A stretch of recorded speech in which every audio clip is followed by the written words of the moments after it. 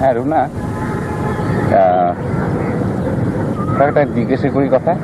হ্যাঁ নিশ্চয়ই। তোমার জন্ম কোথায় হয়েছিল? সিলেটে। সিলেটে? কোন দিকের সিলেট? আমাদের আসামের দিকে সিলেট না না, বাংলাদেশের দিকে সিলেট? আমি শ্রীহট্ট টাউনে। হ্যাঁ। হ্যাঁ, তারপরে তোমার শৈশব কোথায় গেছে? তারপরে আমার বাবা তো সেন্ট্রাল গভর্নমেন্ট এমপ্লয়ি ছিলেন, তো ওনার পোস্টিং করাচিতে হয়েছিল, তো ওখানেই বড় হয়েছি, স্কুল কলেজ ওখানে। ছোটকাল থেকে গান করতে? হ্যাঁ, ছোটবেলা থেকে। অ্যাকচুয়ালি আমার নাচের শখ। হ্যাঁ, আমি শুনেছি নাচের প্রতি তোমার বেশি। হ্যাঁ, 4 বছর আমি ইন্ডিয়ান ক্লাসিক্যাল ডান্স শিখেছি, কিন্তু বাড়িতে সবাই গান পাগলা ছিল। মাও ভালো গান করতেন।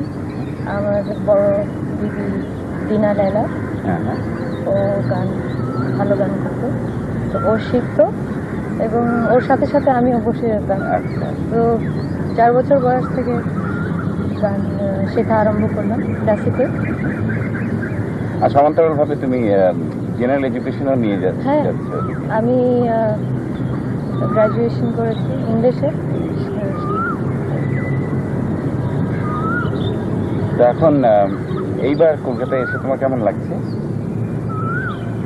আমার তো যতবারই কলকাতায় আসি খুব ভালো লাগে, বিকজ এখানে তো এত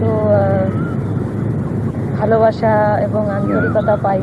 তুমি জানো কিনা you are darling of this whole Indian subcontinent? এই কথাটা জানো কিনা? হ্যাঁ, তাই আমাদের খুব ভালো লেগেছে তোমাকে এবার পেয়ে। দেশে দেশে বন্ধুত্ব বাড়ানো, এটা হলো আর্টিস্টের কর্তব্য। হ্যাঁ, আমি তো মনে করি যে artist is the cultural ambassador. আপনি কি বলেন? I also think so. হ্যাঁ, তো আমার মনে হয় যে যদি এক্সচেঞ্জ অফ আর্টিস্ট হয়, তাহলে মানে দুই দেশের মধ্যে অনেক বেশি বোঝাবুঝি হয় এবং বন্ধুত্বটা বাড়ে। আমিও মাঝে মাঝে যাই আমাদের নেইবারিং কান্ট্রিজে, তখনও দেখি যে সার্কের মতো অর্গানাইজেশনে আলোচনা হয়, প্রস্তাব গৃহীত হয় যে এক দেশের শিল্পী আর এক দেশের কাছে যাবে, শ্রোতা দর্শকের কাছে যাবে।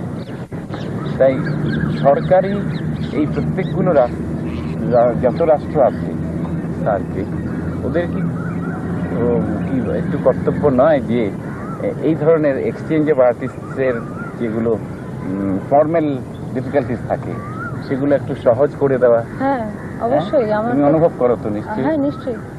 আজকের আমার ইন্টারভিউ তো ছোট ইন্টারভিউ, তা আমি তোমাকে এমনি গুনগুন করতে বলি ওই লাস্ট অন্তরটা, লেট আস সিং ইট টুগেদার। আচ্ছা, কিন্তু আমার তো আপনার মতন হবে না। আরে তুমি, তোমার স্বকীয় প্রকাশ আছে, একই আশা ভালোবাসা, কান্না হাসির একই ভাষা, দুঃখ সুখের বুকের মাঝে একই যন্ত্রণা, গঙ্গা আমার করো, তোমার স্কেলেই করো।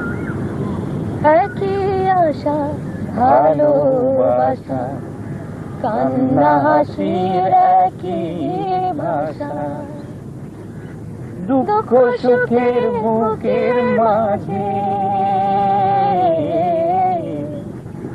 দুঃখ সুখের বুকের মাঝে একই যন্ত্রণা,